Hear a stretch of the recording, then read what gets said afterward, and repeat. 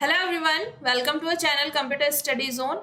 आज का जो हमारा टॉपिक है वो है analysis and design algorithm subject का, जिसमें कि हम यूनिट 1 से लेकर के यूनिट 5 तक के डिफरेंट जो सिलेबस है, डिफरेंट जो टॉपिक्स हैं उसके बारे में देखेंगे कि हमारा सिलेबस क्या है आरजीपीवी के अकॉर्डिंग। आरजीपीवी के अकॉर्डिंग सिलेबस देखने के बाद यूनिट 1 में जो टॉपिक्स होंगे हम उन्हें यहाँ पर डिस्कस करेंगे। साथ ही इसके बाद की भी जो यूनिट्स हैं, इन यूनिट्स पे भी हम लेक्चर्स कवर करेंगे। तो आप जरूर कमेंट करके बताएं कि आपको आगे की यूनिट्स यहाँ पर कवर करनी है। तो आप जरूर कमेंट करें कि आपको कौन सा टॉपिक कवर करना है एडा का, या कौन सी यूनिट आपको डिटेल में पढ़नी है। ठीक है, तो सबसे पहले हम देखते हैं हमारा सिलेबस में हमारी जो फर्स्ट यूनिट है इसमें हम कवर करेंगे इंट्रोडक्शन पार्ट एल्गोरिथम का, कैसे आप एल्गोरिथम डिजाइन करते हैं, कैसे एनालाइज करते हैं, नोटेशंस कौन कौन से होते हैं, साथ ही हीप शॉर्ट का कॉन्सेप्ट, इसके बाद डिवाइड एंड कॉन्कर टेक्निक क्या होती है, उसके कौन कौन से टाइप्स होते हैं, इस पे बेस्ड जो टेक्निक है वो कौन सी है, binary search, merge sort, quick short और स्टेरसन मैट्रिक्स मल्टीप्लिकेशन। ये टॉपिक मैं इंडिविजुअल आपके लिए अलग से कवर करूंगी, क्योंकि ये पूरा मैट्रिक्स मल्टीप्लिकेशन का एक न्यूमेरिकल वाला क्वेश्चन है जो कि आपको यूनिवर्सिटी एग्जाम में पूछा जाता है। 7 या 14 मार्क्स का ये क्वेश्चन आपसे पूछा जाएगा, जिसे आपको डिटेल में कवर करना है। ठीक है, मैट्रिक्स मल्टीप्लिकेशन का क्वेश्चन है। इसके पहले अब हम और टॉपिक की बात करें तो आपने अगर से डेटा स्ट्रक्चर की प्लेलिस्ट देखी है और आपने डेटा स्ट्रक्चर के टॉपिक मुझसे पढ़े हैं, तो आप उसमें जो बाइनरी सर्च, मर्ज शॉर्ट, क्विक शॉर्ट और हीप शॉर्ट, इसके भी लेक्चर्स ऑलरेडी यहाँ पर अपलोड है, तो आप उन्हें भी यहाँ पर कवर कर सकते हैं। अब हम बात करते हैं, साथ ही हमने नोटेशंस के बारे में भी डिस्कस किया था। आपका ये जो सिलेबस है, आप इस सिलेबस के बारे में देखेंगे। अगर से आपने डेटा स्ट्रक्चर कवर किया हुआ है, थर्ड सेमेस्टर आरजीपीवी में आपको डेटा स्ट्रक्चर था और उसी के एडवांस आपको फोर्थ सेमेस्टर में एडा कवर करना है, तो आपने डेटा स्ट्रक्चर के टॉपिक्स ही आपके यहाँ पर रिपीट होंगे। तो आप ये बिल्कुल भी टेंशन ना लें कि ये सब्जेक्ट आपके लिए डिफिकल्ट होगा या आप कैसे कवर करेंगे। आपको बस डेटा स्ट्रक्चर के कॉन्सेप्ट को अच्छे से समझते हुए एडा को कवर करना है।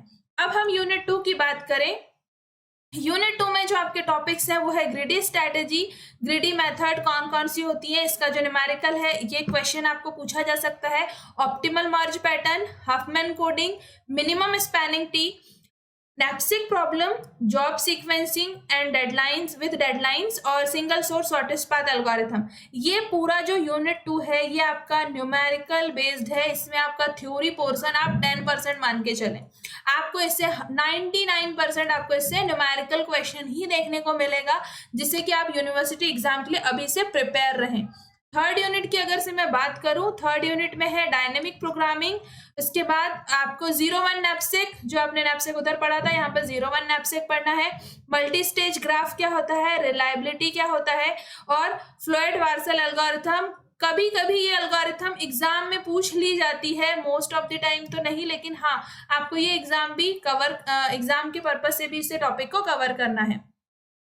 फोर्थ यूनिट की अगर से मैं बात करूं, फोर्थ यूनिट में ब्रैक टैकिंग का कॉन्सेप्ट है, जिसमें कि 8 क्वींस प्रॉब्लम, हैमिल्टनियन साइकिल क्या होती है, ग्राफ कलरिंग क्या होती है, ब्रांच एंड बाउंड मेथड क्या होती है। ठीक है, इसके डिटेल में सेल्समैन प्रॉब्लम इसका एक एग्जांपल है, ट्रेवलिंग सेल्समैन प्रॉब्लम, जो इसमें हमें कवर करना है।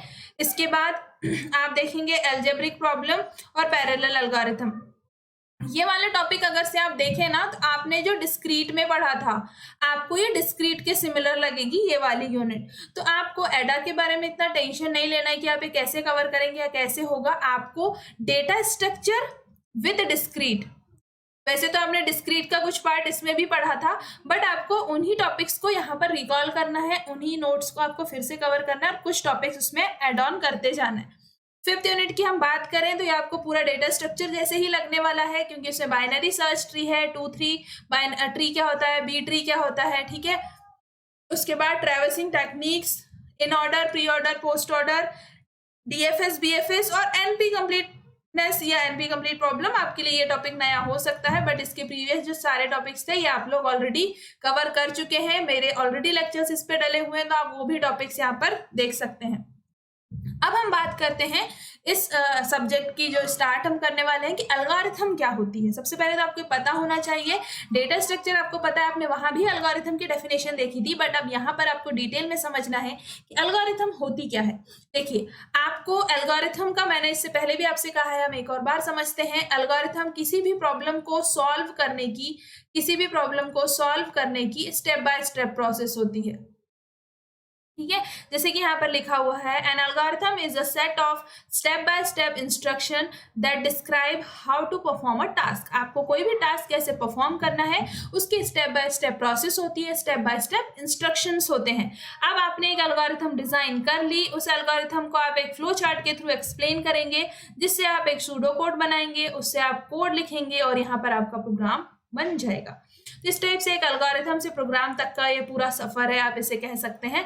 उसके बाद हम देखें कि आपने कुछ सोचा, ठीक है, कौन कौन से step. Think about what you want your algorithm do. आपकी एल्गोरिथम क्या करना चाह रही है, आप एल्गोरिथम से क्या बताना चाह रहे हैं, उसको आप स्टेप बाय स्टेप लिख दें, कोड कर दें, और ये आपका कोड रेडी हो जाएगा और आप यहाँ पे टेस्ट कर सकते हैं कि आपका प्रोग्राम जो बना है वो सही बना है या नहीं बना है, ठीक है।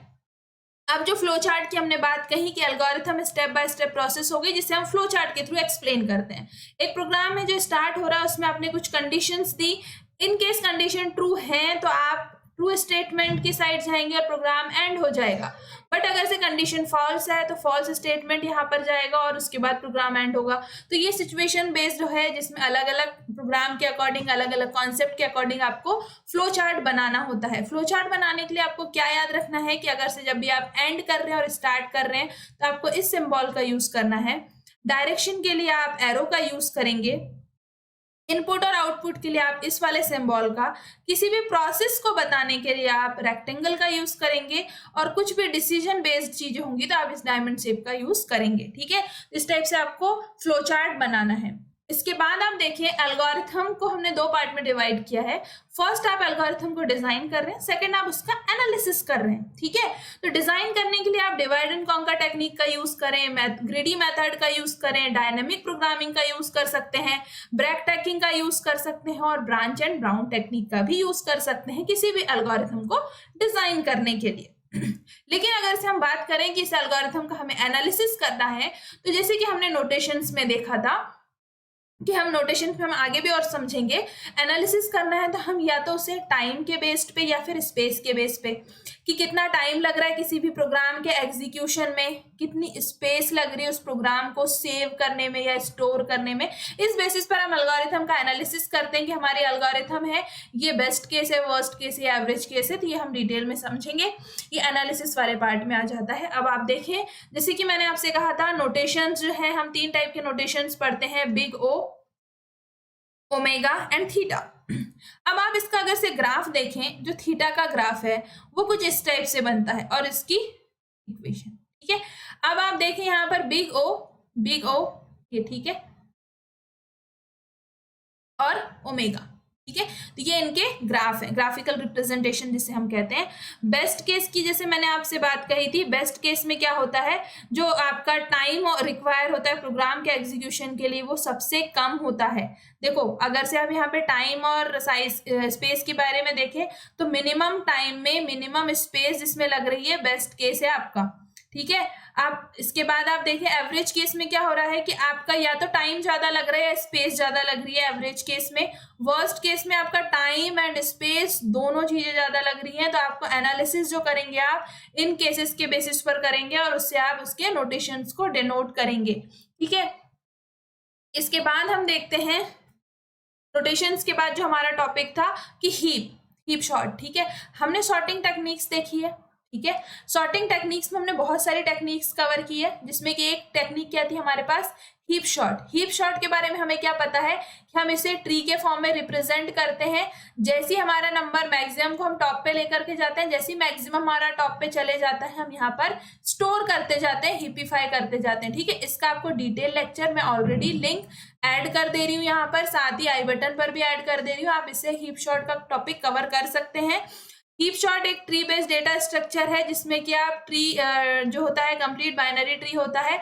इसमें दो चीजें होती है, मैक्स हीप और मिन हीप और मैक्स हीप। मिन हीप में क्या हो रहा है, जो आपका पेरेंट नोड होगा, जो मेन रूट नोड होगा, ये मिनिमम होगा, और मैक्स हीप में जो रूट नोड होगा ये मैक्स होगा। तो इस टाइप से आपको ट्री समझना है। मैं यहाँ पर आपको डिटेल में इसलिए नहीं बता रही क्योंकि ऑलरेडी मैंने हीप सॉर्ट पे टॉपिक कवर कर रखा है। इसके बाद हम बात करते हैं डिवाइड एंड कॉन्कर टेक्निक। ठीक है, डिवाइड एंड कॉन्कर टेक्निक में आप क्या करते हैं, इसमें आपको मर्ज शॉर्ट से याद करें आप। मर्ज शॉर्ट हमने कैसे किया था, देखें इसमें मर्ज शॉर्ट इसका ऑलरेडी एग्जांपल है। ठीक है, क्विक शॉर्ट भी आपको याद आ गया होगा, और बाइनरी सर्च, ये तीन टॉपिक तो आपने किए हुए हैं। अब देखें, प्रॉब्लम हमारे पास है जिसे हमने डिवाइड किया है सब प्रॉब्लम्स में, स्मॉल स्मॉल प्रॉब्लम्स हमने डिवाइड किया, उसे हमने सॉल्व किया, जिसे कि आप कॉन्कर करना कह रहे हैं। ठीक है, सॉल्यूशन जो था, इस सॉल्यूशन का एक सब प्रोग्राम बना, सब प्रॉब्लम बनी, और इसको फिर हमने कंबाइन करके सॉल्यूशन ऑफ प्रोग्राम।